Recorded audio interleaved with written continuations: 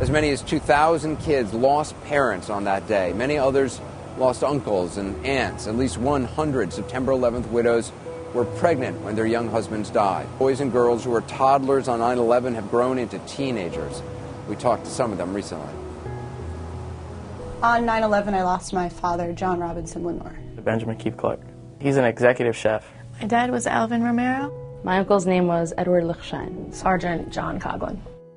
I was in my 5th grade class, and our teacher said, everyone look outside the window.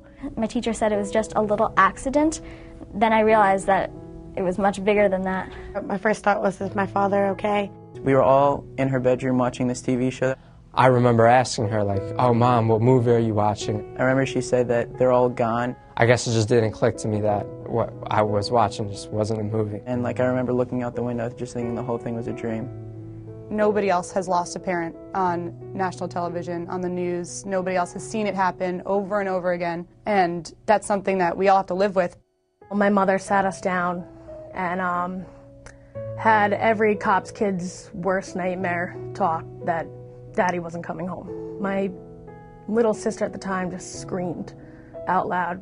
All of a sudden, I was the oldest of the family. I had to step up right at that exact minute. I was very, very angry. I know I punched the wall. And I saw the world as like a gross, vulgar place full of hatred. I do not remember a good 2 years of my life because I just emotionally have blocked it all out.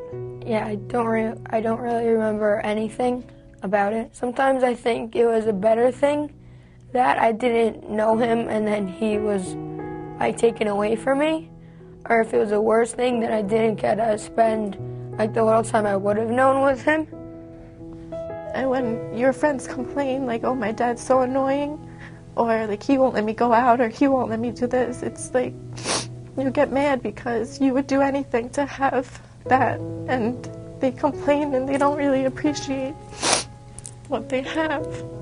If we're talking about 9/11 in class, And everybody would turn around and stare at me. they almost know that I was affected by it directly. Sometimes it makes me feel a tiny bit agitated because it's not like I would want to be known as, oh, his dad died, his dad was killed. I don't want to be known as that. I just want them to know me as me, for who I am. Anywhere you went, we're right away labeled as the 9/11 kids. You always get people who are trying to help saying, I know how you feel, everything's going to be okay. Brittany, I'm sorry that this happened to you, or Brittany, is there anything we can do? It makes me feel kind of cornered when everyone is around me is like, oh yeah, Brittany, you lost your father, are you okay? I really think people expect us to fail sometimes.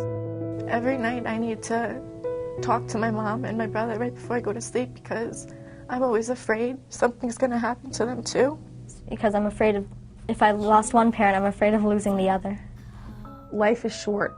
It could be taken away in an instant, just like it did on that Tuesday morning.